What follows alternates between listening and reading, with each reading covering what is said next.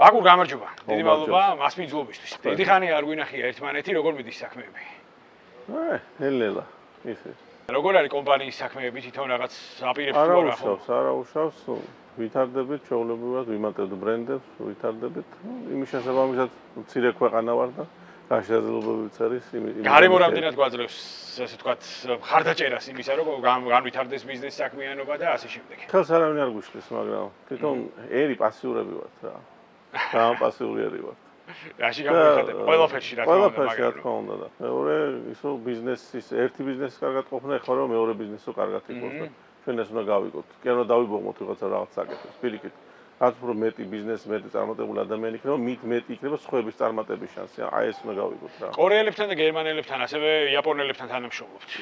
მათი ბრენდების წარმომადგენელი ხართ ოფიციალურად საქართველოში. შესაბამისად, მაინტერესებს, როდესაც გერმანელები ჩამოდიან საქართველოში, ქართული ტემპების შემხედვარი წნევა არ უწევთ? ო, მე მემართება ხოლმე სანდრო რა. გერმანიიდან რომ ჩამოდივარ, აი იქ არის სულ ექშენი, ხო? აი, დავა ეს გავაკეთოთ, ეს გავაკეთოთ, ეს გავაკეთოთ. ჩამოდიხარ და აეროპორტშივე ჩამოგეყრება ყურები. და მიხვდები რომ სულ ტყუილა იქ გეგმავდი რაღაცებს და აქ ძალიან ნელა. აი ინფრასტრუქტურაზეა ხოლმე ლაპარაკი. ინფრასტრუქტურა გზები არ არის რა, ყველაფერი შეგვიძლია ამაში, ხო? ბიზნეს ჭირდება ინფრასტრუქტურა. აქ უბედურება ის არის კონდიციონერი რომ დააყენო, კონდიციონერი უნდა შეისწავლო. და შენ უნდა ისწავლო როგორ უნდა დააყენო, იმიტომ რომ მოლე ცუდად აგიმონტაჟებენ თუ არ გააკონტროლებ, ხო? ანუ ადამიანური რესურსის ნაკლებობა არის ბაზარზე. და აი ეს არის ინფრასტრუქტურა, შენ უნდა გახდე სანტექნიკი, შენ უნდა გახდე კონდიციონერის სპეციალისტი, მაცივრის დაყენება კიდე ისიც შენ უნდა შეისწავლო საბოლოო ჯამში, თუ კიდე რომ ამან იმუშაოს და წარმატებული იყო რა. ანუ ესე იგი ყველაფრის შემძლე და ყველაფრის მქონე მენეჯერები გვჭირდება რეალურად. როგორც კერძო სექტორში, აი მთავრობაში რამდენად საჭიროა ესეთი ტიპის მენეჯერები? მთავრობასთან მე არაფერი შეხება არ მაქვს, ამიტომ მთავრობიდან მხოლოდ ერთი რამე მინდა რომ ხელი არ შემიშავა. თავის დროზე როდესაც ტაივანს აარსებდნენ, თქვენს გაქცეულმა გენერალებმა რომ მოდი ხალხს ხელს ნუ შეუშლითო და ერთ-ერთი ევროპული დონის სახელმწიფოა აზიაში, ხო? მაგდონის სახელმწიფო არ არის. აზიის ერთ-ერთი ვეფხვი. თავარი თემა იყო რომ ხელი არ შეეშალათ ადამიანების ინიციატივისთვის და იმას ადამიანებს თვითონ შექმნეს მე ყველა. კარგი, ტაილანდი სწორი მაგალითი მოიყვანე, ანუ ტაილანდი არის აზიის ერთ-ერთი ვეფხვი, ხო? საქართველოს რომ ცხოველს შეადარებდი თუ ჯერჯერობით მღრღნელების დონეზე ვართ. რა ვიცი. სარფს ალბათ. იკვინება? არა, აგროვებს, რა ვიცი, მაგრამ აი ებრეელს რო კითხეს რომ რა ხდებაო და რავი, შავი დღისთვის იმდენი ფული მაქვს, შენახული შავი დღე როდის მოვა. რავი, სულ რაღაცისთვის მემზადებით ჩვენ. აი, ხანდახან ფიქრობ ხოლმე რა საქართველოს რო უყურებ, რომ რაღაცა ვიცით ეთყობა ქართველებმა რა, ან აპოკალიფსია, ან რაღაც აღარ იარსებობს ქვეყნები. იმდენად არაფრის კეთების სურვილი არ აქვს ხანდახან, რომ ეთყობა არ გვინდა დავიწყოთ რაღაც კეთება, რომ მაინც ხო ეს ყველაფერი დამთავრდება რა. აი, რაღაცა ისა გვაქვს ეთყობა გადმოცემით, ან სხვა გამართლება არ აქვს ამას. ნუ სხვა ძნელია ლოგიკის პოვნა. ხო, ლოგიკა არ არის იმაში, რომ ამდენად უმოქმედოები ვართ. სოფლის მეურნეობაზე რაღაცებს უყურებ ხოლმე გადაცემებს და ხვდები, რომ აი ვისაც სოფლის მეურნეობაში უნდა ხელი გაანძრიოს და ცოტა ჭკუით იმოქმედოს, საკმაოდ წარმატებულები ხდებიან სხვა შორის თბილისიდან ჩასულები. კი ბატონო. ესე იგი რა ხდება? სოფლში არის განათლების დეფიციტი, ხო? თუ სოფლის მეურნეობა არ დადგა ფეხზე, ჩვენ მე ამჯერა რომ ეხლა ჰაი ტექნოლოგიებით და წავალთ პირდაპირ რა და მოხდებით იქ ხო კადრები გჭირდება. რა თქმა უნდა. თუ სოფლის მეურნეობას ვერ ართმევ, სადაც ყველაზე ნაკლები განათლებაც კი საკმარისია, ძალიან მაღალ განათლების ტექნოლოგიებში რას უნდა მივახციოთ? მესმის აბსოლუტურად. ადრეს მithქვია შენთვის კრაკოვში 13 კაციანი ოფისი გახსნა Motorola. კრაკოვში არის ფანტასტიკური უნივერსიტეტი და პოლონელები ძალიან ესეთი მოტივირებული ხალხია დღეს. აი ერთ-ერთი ყველაზე მზარდი ეკონომიკის ევროპაში მქონე ქვეყანა და 1300 კაციანი ქარხანა მიაყოლეს ზედვე და რო კითხეს რატო?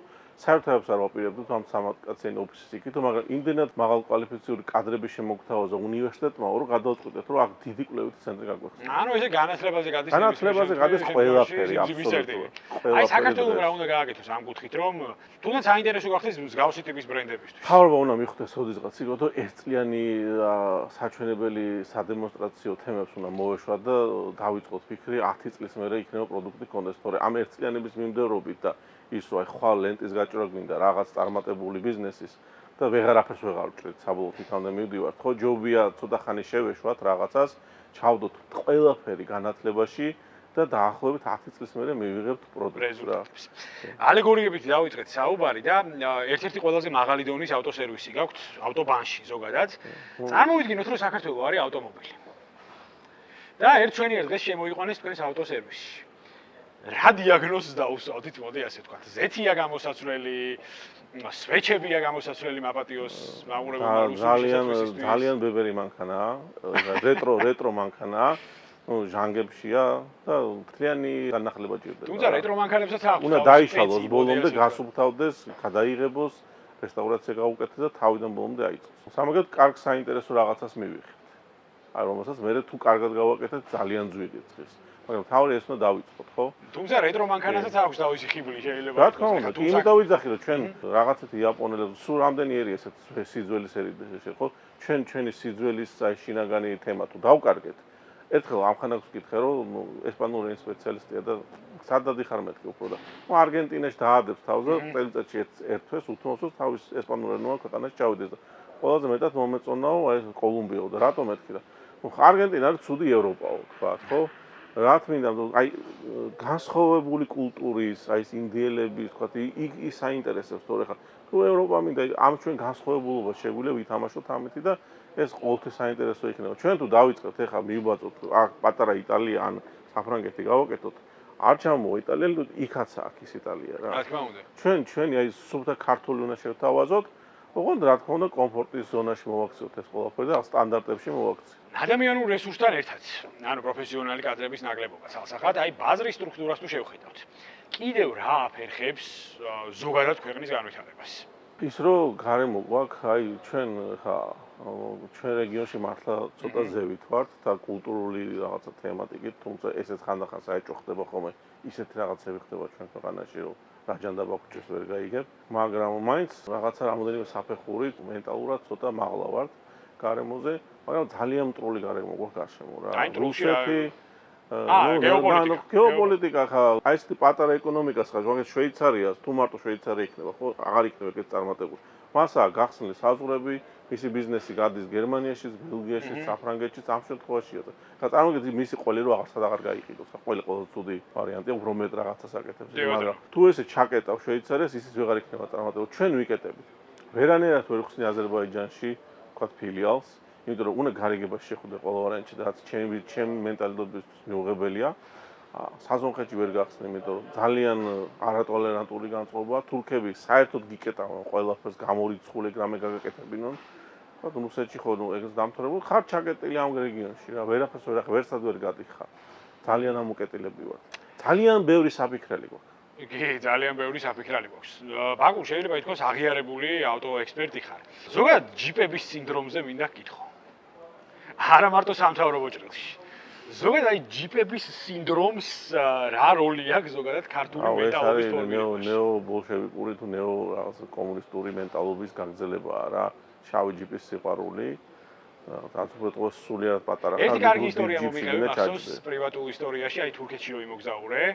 და ერთ-ერთ დისტრიბუტორ ბიჭზე რომელიც არა ჩაოლებრივი ძალიან ვიწრო ქუჩაზე გაჩერდა მანქანა სადისტრიბუციო დაიწყეს გადმოცლა გრძელდება ერთი 10 წუთი გას უკან უზარმაზარი რიგი დადგა არავინ არ ასიგნალებს გადავირია მე თქვი ხა ჩვენთან ხდებოდეს ეს ალბათ ცემატყება გაიმართებოდა ამ მანქანას ალბათ დაკუჭავდნენ და გადააგდებდნენ მე თქვი და ტაქსის ძღოლი მეუნება რომ იცი რატო არ ასიგნალებენ რომ ვკითხე ყველას გავლილი აქვს ეს გზაო უკან ვინ ზიანო ყველა აქ სხვა უშრომელად გამორიცხულია რამე და პულს ვერ შეჭამ არავინ არ შეგაჭოს უპირს თუ აშრომ მაგრამ ყველა მიცის რა არის ეს შრომის ფასი და პატივცემენ ის ადამიანები მუშაობენ და ამას პატივცემენ მე მქონია ეგეთ შემთხვევები რომ მეგობრის სახლში მქონდა საწყობი სარდაფის მეურნეობა მქონდა დიდი და დაკრები მქონდა ადრე 20 წელს და ესე იგი როგორც კი მანქანას დავაყენებდი და 5 წუთით გადავკეტავდით ეზოს შესვლას თუმცა ალტერნატიული მოსავლებიც მქონდა იმ ეზოს ну იქ საქმეების რჩევა მიდიოდა როგორ არ ატარებ ახლა სახში მიდის ტიპი 10 მეტრით გვერდიდან უნდა შესულიყო უბრალოდ რა. ну აი არა ვარ მზად იმისთვის რომ ვიღაცა შრომობს ამათ პატივისცეთ აი ძალიან შორს ვარ საკეთდა რა. აგურ ხშირად თუ მოდიან შენთან მთავრობის წევრები საკუთარი მანქანებით. არა ჩვენ მთავრობო ტენდერებს არ ვემსახურებთ. არა ისე პრივატულად. არ ვიცი მართალი გითხრა ახლა არ ვიცი ხო ვინ მოდის ვინ შედის ვინ გამოდის არ ვიცი უცნაური რა არის კიდე მოდიან კომპანიის მფლობელები საკუთარი მანქანით და რა თქმა უნდა ჩვენ ხარისხიან პროდუქციის იქით გახედო არ უნდა. როგორც კი ვეძებნები რომ კომპანიაში ხო ყავთ მანქანები, კი, ზოგიერთი მანქანა 150.000 იწყებს, იმიტომ რომ ტრაილერია და ძალიან ძვირია, ყოფილა შემთხვევაში აი 150 ტრაილერი მყავს. რასაც ხაო, ვინ გემსახურება, არჩევანი არის სიაფისკენ და რატო ვეკითხები ხა ეს მანქანა იმ შენი მანქანის პარკინგს მეათედი 1%-იც არ ღირს და იმას არ უფრთხილდები, აი გამიჯნულია რა.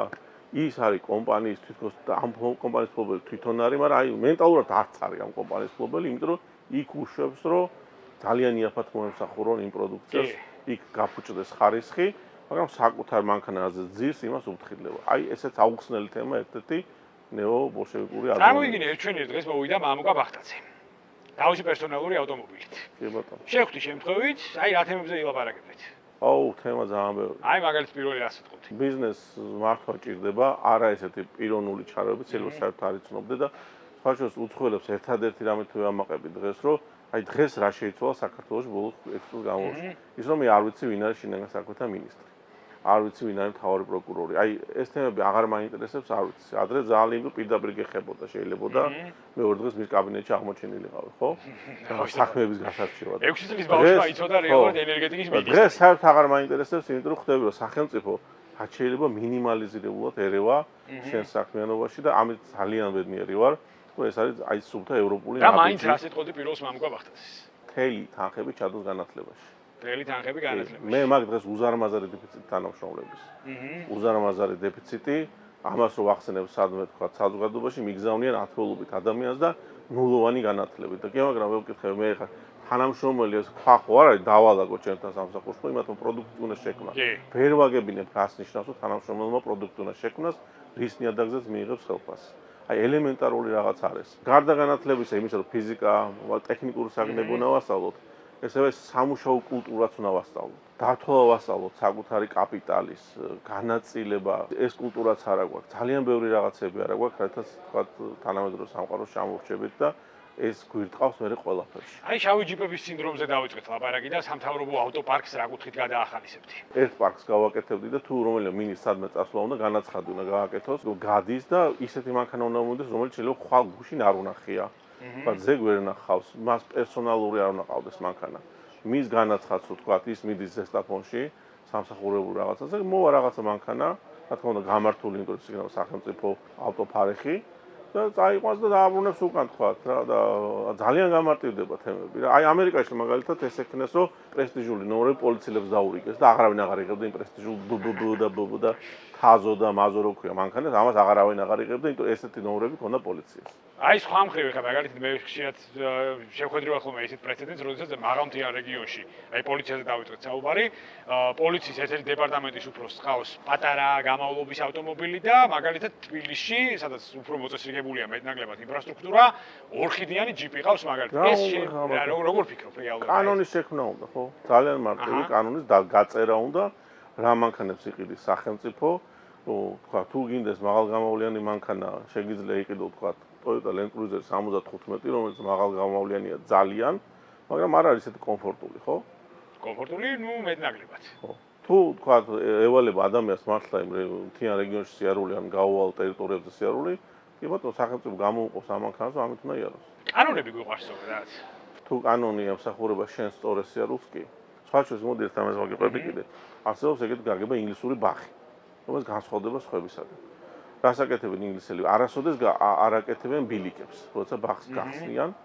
ბაღზე არჩეული ბალახია მთელ ბაღში და ადამიანები მე თავისი თქვათ ნაბიჯებით კეპრიან და გამოყოფენ უკვე იმ ნაწილებს, რომელიც არის ოპტიმალური. ასე რაღაცა სრულიად შეიძლება დაუგეგმავი გზა გაითელოს და მიხვდები რომ აი ამ წერტილიდან ამ წერტილამდე არის მოთხოვნა რომ იყოს გზა. და გარკვეული 1 წლის ფუნქციონირების მერე აგებენ უკვე იქ თქვათ მოკითხულ გზას, რომ გადაჭრა ბაღი. ეს რას ნიშნავს? ადამიანს მისი ნების საწინააღმდეგოდ არ ატარებ რა. მის მიტვინით მიერ აღებულ ოპტიმალურ გზაზე ატარებ. ამ შემთხვევაში ნებისმიერი ადამიანი ასრულებს ყველა კანონს. თუ ის ხდება რომ ეს მისი ზურგის ქარია კანონი და არა სახეში ურტყავს ეს ქარი, ხო და მას აფერხებს. ყოველთვის დაემორჩილება. შეუძლებელი ადამიანის ზურგის ქარს არ დაემორჩილებს. აგურ მოდი პატარა გადახვევა გავაკეთოთ. კინემატოგრაფიის კუთხით გაქვს სერიოზული ბექგრაუნდი. საქართველოს უახლესი ისტორია, რომელი ფილმის სცენარს გაგონებს? რაღაცაში ძალიან რო ხარ, მე ესე ერთი სიტყვით ხმა გიჭირს, თუმცა ყველაფერი ერთი სიტყვით უნდა ითქმებოდეს რა. აი მაგალითად გვაქვს პრინციპში ფიქრის დრო. აი რო გითხრა მაგალითად აი რომელი ფილმის სცენარი გაგონდება პირველი, როდესაც უყურებ უახლეს ისტორიას. ალბათ იყო შაშუმგალობა. იყო შაშუმგალობელი და გმირების კი, კუთხით. ოთარი ჩემი მასწავლებელი იყო და ნუ მისი ფილმები ერთ-ერთი ყველაზე ის ფილმები, რაც მე ძალიან მიყვარს. აი ჩვენ ფლანგავთ დროს რა, მთელი ფილმი მაგაზია, როცა პიროვნება ნიჭიერი. ჩვენ ვართ აი ღმერთისგან დაჯილდოებული ხალხი. ვერცეთ ქართველი ვერ გეტყვის, რომ მე ღმერთმა ნიჭი არ მარგო. მაგრამ არა გვაქვს შრომის უმარი, დაკარგული გვაქვს რა. ამას უნდა მოპოვება. აი ეს ფილმიც ამაზეა, რომ უნიჭიერესი ადამიანი იფლანგება და ისე მიდის ამ ქვეყნიდან, რომ რეალურს ვერაფერს ვერ ტოვებს, ყველგან აგვიანებს, ყველგან არაფერი არ გამოზდის. კონკრეტულ გმირებთან თუ შეგვიძლია გავავალოთ ალეგორიები. ყველა ჩვენგანი ესეთი ვართ რა. ყველა მეტნაკლებად არასწორი ვიხარჯებით. მე ძალიან მენანება ხოლმე გარკვეულ, თუმცა ძალიან ცოტა დრო მაქვს დაკარგული თქვა უკმად, მაგრამ მაინც ისიც მენანება რაც მაქვს დაკარგული და გარშემო ადამიანებს რო უყურებ ხო იქ საერთოდ ტყუილა წავიდა მათი ცხოვრება რა. კი, მესმის. აი მამა ჩემის თაობამ ძალიან დაიკარგა. ჩემი თაობა საერთოდ დაიკარგა, იქ ჩემ გარშემო 150 მარტო კლასელი მყავდა, იმიტომ რომ ბევრი კლასი მაქვს გამოცვლილი. აი ძალიან დაკარგულები არა, თითქმის არ შედგენ, ვერაფერი ვერ გააკეთეს. 26 წლის ვიყავ, როცა ქვეყანა დაინგრა და იმის მერე ვერ მოახერხა ხალხმა ინტეგრირება. ეს ახალგაზრდები უფრო ცდილობენ რაღაც ინტეგრირებას თანამედროვე ცხოვრებასთან რა. ხშირად ვავლებ ხოლმე პარალელებს, აი თქვათ, ჩემი რესპონდენტი რო იყოს მაგალითად საფეხბურთო მწვრთნელი, რო იყოს მაგალითად ქარხნის დირექტორი და ვადარებთ ხოლმე საქართველოს. მოდი ახლა ესეთი პატარა მაგალითი მოვიყვანოთ, ჩათვალე რომ იღებ ფილმს. ხარ მთავარი რეჟისორი. საქართველოსი. ეკონომიკაზე, ქართულ ეკონომიკაზე, უფრო კომედიის ჟანრში გადაიღებდი, უფრო ტრაგიკომედიის, უფრო დრამის, უფრო თრილერის თუ როგორ და მათ შორის მაინტერესებს აი მთავარ როლებს როგორ გაანაწილებდი. გადავიღებდი ალბათ აი ისე ოთარი ოსელიანს აქვს ძალიან კარგი პასტორალი აქვს გადაღებული. გიორგობისთვის აქვს, სადაც აი სწორედ სოფლის მეურნეობაზეა ლაპარაკი, გიორგობისთვის ქალაქში უკვე ღვინის წარმოებაზე აქვს ლაპარაკი. ლევან დავითაშვილი არ მგონია კაი მსახიობი იყოს, მაგრამ ალბათ ისე, აი ეს არა ვთქვათ ვარსკვლავებით დავაკომპლექტებდი, იმიტომ ამაშიც ვემხრობი ოთარს, ბატონ ოთარს, რომ მერჩევნი აი ჩვეულებრივი ადამიანებისგან გავაკეთო ეს ყველაფერი და გავაკეთო ჩვეულებრივი ადამიანების ცხოვრებაზე, თქვათ იგივე სოფელში. გლეხების ცხოვრება საკმაოდ საინტერესოა. მით უმეტეს თუ ის რაღაცას აკეთებს. ამ ბოლო დროს სატელევიზიაში მინახია ყველაზე წარმატებული პროექტი მიმაჩნია, რომ იყო გააგრძელა საქართველოს ისტორია, აი თავს ვერ ვიყავებ ხოლმე, იმდენად ცნებლები მომდის. არ მესმის რატო დაკეტეს, აბსოლუტურად გაუგებარია ჩემთვის. და მეორე თემა არის აი ეს ფერმა, რომელიც ვცდილობ არ გამოვტოვო და უყუროთ. საფინანსო სექტორი ხარ, რომელთანაც შეხება პლუს მინუს ყველა ბიზნესს აქვს. როგორი ურთიერთობა აქვს მოდი კომერციულ ბანკებთან? ვცდილობ, რომ რაც შეიძლება ღრმად არ შევყვინთო მართან ურთიერთობაში, რაც რისკები მინიმალიზირება გავაკეთო. თუმცა ჩემ ბიზნესში ბანკის თემა ძალიან ნაკლებ როლს თამაშობს რა. არიან ბეხა ბევრი სექტორალურად თუ მივყვებით, ბევრი ბიზნესმენი ვის საქმიანობაში და ოპერირებაში ძალიან დიდი როლი აქვს კომერციულ ბანკებს და თავრობა შევადარეთ ახლა, შეიძლება ითქვას რაღაც რეტრო ავტომობილს. აი საბანკო სექტორზე და ზოგადად ფინანსურ სექტორზე რომელ ავტომობილს შეადარებთ? ო, ეგ წიგაჩი ალბათ ესეთი რა, მძიმე ტვირთამწეობის რომელსაც 20-25 ტონა გადააქვს რა. ბევრად არის რა დამოკიდებული მოსახლეობა ამ წიგაჩის მოძრაობაზე. შემოვა ის პროდუქტი თუ არ შემოვა. ერთ-ერთი წარმატებული თემაა ჩვენს ქვეყანაში. რეგულაციები აკლია რა. რეგულაციები აკლია. ეხანდელი რეგულაციები მაგალითად და სამართლიანი თამაშის წესები რამდენად არის შენი აზრით? მიზანმიმართული იმისკენ რომ თქვათ რაღაც ერთიანი, მოდი თქვათ ჩარჩო მივიღოთ ბაზარზე. სამართლიანი თამაშის წესები ყველასთვის.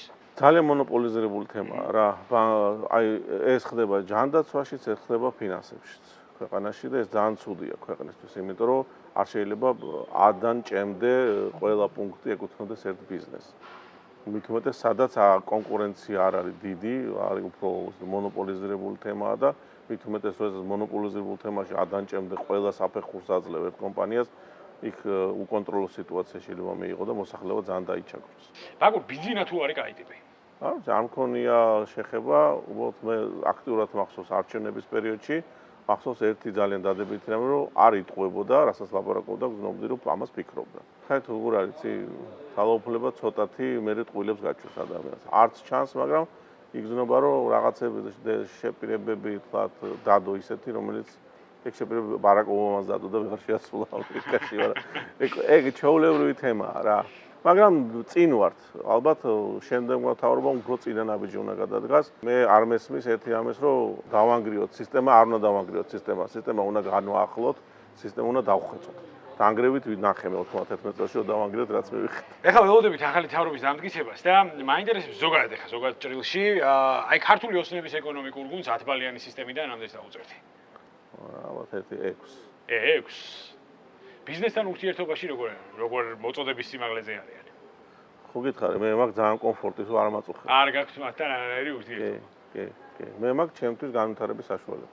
კი ბატონო, აი სექტორალურად მაგალითად აი რომელ სექტორს გამოყოფთი, ვისთანაც აი მაგალითად მაინც და მაინც არ გაქვს კარგი ურთიერთობა, ან გაწუხებს, ან ასე შემდეგ. ხა მივხვდი რომ თქვა საფინანსო სექტორთან ისეთი ურთიერთობა არ გაქვს, მაგრამ აი ლოჯისტიკას რომ მივყვეთ, იგივე დეველოპმენტი და ასე შემდეგ. აი მიმაჩნია ქვეყანაში ტენდერების სქემა არის ძალიან არასწორი. მარტო ფასზე ორიენტირება, როდესაც არ აქვს კონტროლის ხარისხის, როდესაც არ აქვს გათვლა გრძელვადიან, ვთქვათ, თემაზე, ვთქვათ, რაღაც პროდუქტს, რომელსაც სახელმწიფო იძენს, იქ მარტო ფასია მიმართულება, რა თქმა უნდა, მიიღებ უხარისხობას და არც ერთი ხარისხიანი კომპანია არ ჩაერთვება და ვერც გახდება შენი მომწოდებელი, ხო? ეტყობა პირველ ეტაპზე საჭირო იყო, მაგრამ ეხლა უკვე საერთოდ შემოვიდა ქვეყანაში, ეხლა სანამ მოდიოდნენ ავტოპროდუქტებიდან და ამერიკის იმპორტერთა კავშირის წევრი ვარ და სტანდარტების შექმნაზე მოგვეხმარეო, რომ ავტოპროდუქტების, ну, აი არა სტანდარტიზირებულო ავტოპროდუქტებმა წალეკა ქვეყანაო და აი ეს თემა არის რა, უნდა დავიწყოთ რეგულაციები. თუ არა ღვთაებრივ კომედიას. ეგეთ რა, მე ძალიან ახლო ვარ იუმორთან, მაგრამ აი ეგეთ რაღაცებზე ცოტა იუმორი მიყვარს ცოცხალი. აი ერთ-ერთზე ურთიერთობაში, თქვა, რაღაც კოლექტივში ურთიერთობაზე. ხა მე ვცდილობ ხოლმე ჩემს შულს ვანახო ძველი ფილმები, თქვა და იქიდან იუმორი გაუხსნა ძველი. მაგრამ არ ეხსნებათ ახალგაზრდა თაობას. ვერ გებულობენ ძველი ფილმების იუმორს. მე იმ ძველ თაობას ვეკუთვნი, სადაც ეს ერთ-ერთზე იუმორი იყო, მოსული ყველაზე მეტად. კი ბატონო, იმ დღეს გავიგე შენზე ნასვამიჯი და საჭესთანო. არა, გამორიცხული. მთელი ცხოვრების მანძილზე სულ 2 ლიტრა ღვინო მექნება დალეული და რაღა იმ დღეს დავლეთი. აი ადამიანი, რომელიც ნასვამიჯდება საჭესთან, როგორც ავტოექსპერტი, აი მოდი ხა არ მინდა რომ ცოტა უცმაცურ სიტყვებში გადავიდეთ ჩვენ ინტერვიუს ფორმატში, მაგრამ მაინც მაინტერესებს აი რას ან ვის შეადარებთ. მკვლელია, ჩვეულებრივი მკვლელია. როდესაც არა გაცნობიერებული არის მკვლელი. ხშირად მომისმენია შენგან პრივატულ საუბრებში, რომ აი გერმანიის მაგალითი მოგიყვანია ხოლმე, როდესაც აი ავტომობილის გადაადგილდები გერმანიის რომელიმე მსხვილი ქალაქის ქუჩებში გზა თვითონ გელაპარაკება. კი. და საქართველოში მე მგონი აქეთ ელაპარაკები გზას. არა, თბილისში ყველანაირად ხელს გიწყობ რომ რაღაცა დაარღვევ, იმიტომ რომ არ არის არაფერი დათვლილი რა. ერთ-ერთი ჩვენი ობიექტი, არ ვიცი რა დაუშავა სახელმწიფომ გამოუცხადა ბრძოლა. იმის გამო კი არა, ნუ აი სააკაძეზე რა. იმიტომ რომ ბოლო 5 წლის მანძილზე რატომღაც იქ მანქანას არ აჩერდებენ, რომელიც არის აუხსნელი და ვერავის ვერ აუხსნი, არის ჩვეულებრივი შეიძლება იყოს სადგომი და მანქანას არ აჩერებენ.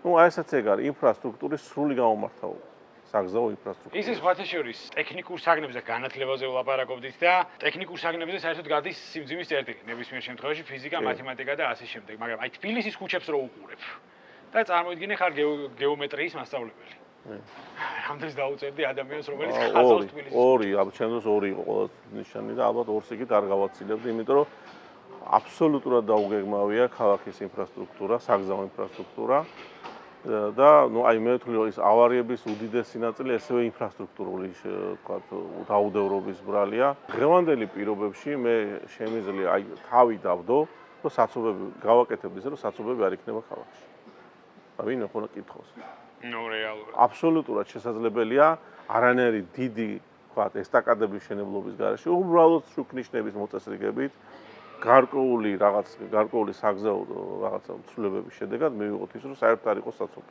ნახოთ, ეს უკვე მომავალში ამაზე აუცილებლად ვიმჟელოთ. ბაკურ დიდი მადლობა მინდა გადაგიხადო მასპინძლობისთვის და საინტერესო საუბრისთვის. ყოველ შეხვედრაზე. გელით ყოველთვის. გაიხარეთ.